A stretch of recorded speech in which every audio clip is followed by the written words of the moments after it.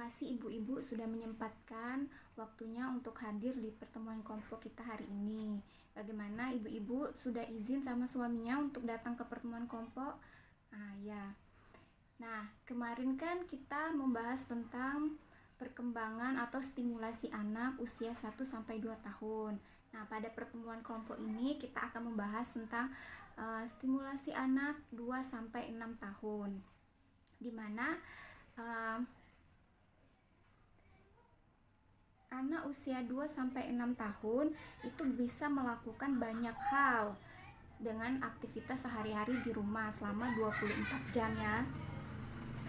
Banyak hal Bu yang bisa kita lakukan dalam menstimulasi anak 2-6 tahun.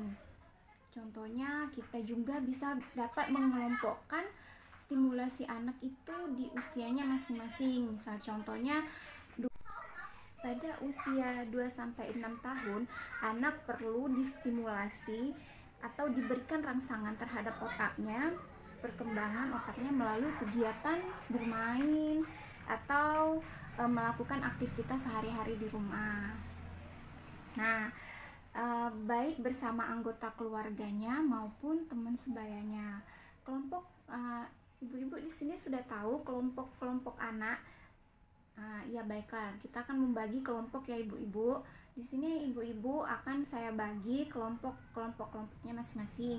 Ibu Desi dan ibu ini kelompok anak usia 2-3 tahun ya. Nah, yang ibu ini kelompok anak usia 3-4 tahun. Ibu ini kelompok 4-5 tahun dan ibu saat ini 5-6 tahun. Nah, coba ibu sebutkan apa-apa yang bisa distimulasi, kegiatan apa yang bisa Nah, kelompok umur 2-3 tahun, coba sebutkan kegiatan apa saja Bu yang bisa dilakukan bersama anaknya. Bener, kayak menyiapkan makanan bersama itu bisa. Terus yang kelompok 3-4 tahun gimana? Ya, bener, kayak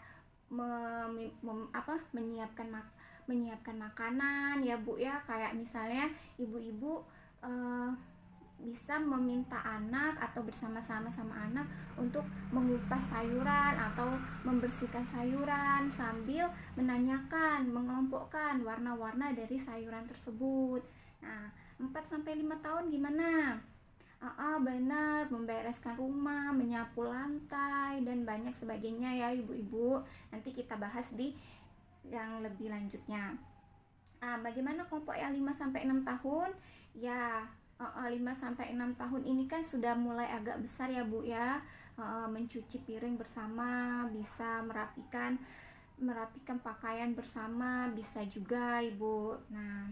Nah ibu-ibu bisa mengajak anak sambil bernyanyi saat melakukan kegiatan. Jadi ibu-ibu di sini bisa melakukan aktivitas, misalnya mengajarkan pekerjaan rumah, bisa mengajak anak sambil bernyanyi agar anak tidak merasa bosan dan bisa senang.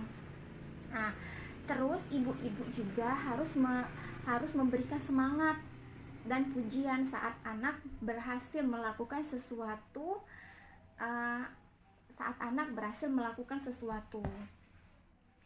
Nah, bagaimana perasaan ibu-ibu ketika anak-anaknya berhasil melakukan sesuatu?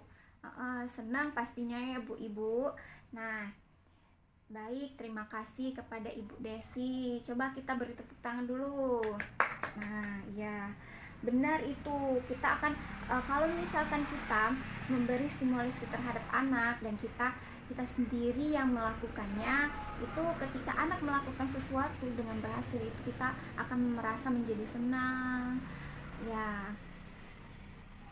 Dan juga kita bisa menjadi lebih dekat dengan anak. Anak pun bisa menjadi percaya kepada kita ibu-ibu. Kalau misalkan ada sesuatu hal apapun, anak akan selalu mencari kita.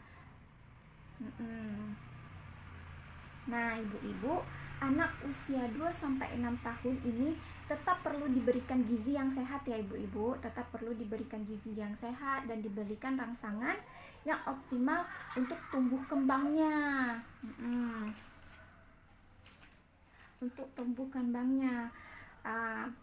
Walaupun sudah melewati masa 1000 HPK, dan banyak kegiatan yang bisa kita lakukan untuk menstimulasi anak pada usia 2-6 tahun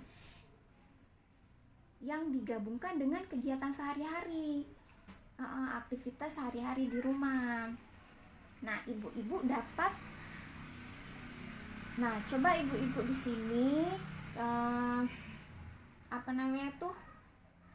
buka buku Kianya. Nah, ya sudah Bu. Nah, iya.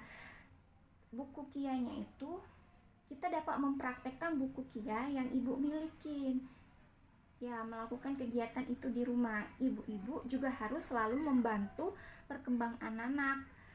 Jika anak belum bisa melakukan salah satu tugas perkembangan di usianya 2-6 tahun, maka segera hubungi pihak layanan kesehatan terdekat atau menghubungi para SDM Kesos, maka kami akan merujuknya ke fasilitas yang terpercaya. Seperti itu Bu ya. Ibu-ibu dapat melakukan stimulasi atau bapaknya juga dapat melakukan stimulasi bersama anaknya di rumah. Contoh, misalnya menyiapkan makanan, menyapu lantai, mencuci piring, atau membersihkan sayur, memilah buah, melipat baju atau lain sebagainya ya. Hal terpenting dalam berkegiatan ini ibu-ibu bukanlah hasil yang dicapainya, melainkan bisa membuat kita merasa senang, bisa membuat anak kita juga lebih dekat bersama kita, seperti itu. Ibu-ibu juga di sini dapat menyekolahkan anak kalau anaknya sudah berusia 3 atau 4 atau 5-6 tahun ya, bisa menyekolahkan anak di taman kanak-kanak atau di sekolah PAUD ya Bu ya. Agar anak-anak juga bisa menyesuaikan diri dengan lingkungan dan teman sebayanya, agar anak-anak juga tidak merasa malu lagi atau canggung kayak gitu Bu. Nah, ibu-ibu juga harus memberikan informasi kepada keluarga atau tetangga dan informasi yang ibu dapat dari pelajaran kita hari ini, yaitu menstimulasi anak pada usia 2-6 tahun. Nah, ibu-ibu di sini juga dapat mengoptimalkan bantuan sosial itu dengan sebaik-baiknya. Contohnya ibu-ibu bisa membelikan makanan yang bergizi di warung, atau juga ibu bisa menyekolahkan atau mendaftarkan anaknya di sekolah-sekolah terdekat, di taman bermain, PAUD dan sebagainya ya. Nah, coba ibu-ibu tulis rencana apa saja yang akan ibu lakukan di rumahnya masing-masing. Coba ditulis ya, gimana cara stimulasi anak 2-6 tahun. Sudah ibu-ibu ya, terima kasih. Nah, itu ibu simpan, lalu nanti dipraktekkan di rumah ya. Terus ibu tempel di tabel janji diri ya Bu. Nanti pas pertemuan berikutnya kita bahas lagi apa-apa saja yang sudah berhasil ibu lakukan di rumah. Ibu-ibu juga jika ingin mengetahui lebih lanjut terkait stimulasi bagi anak usia 2-6 tahun, maka dapat menghubungi fasilitas SDM Kesos agar kami bisa merujuk atau memberikan informasi terkait layanan kesehatan yang dibutuhkan para ibu-ibu.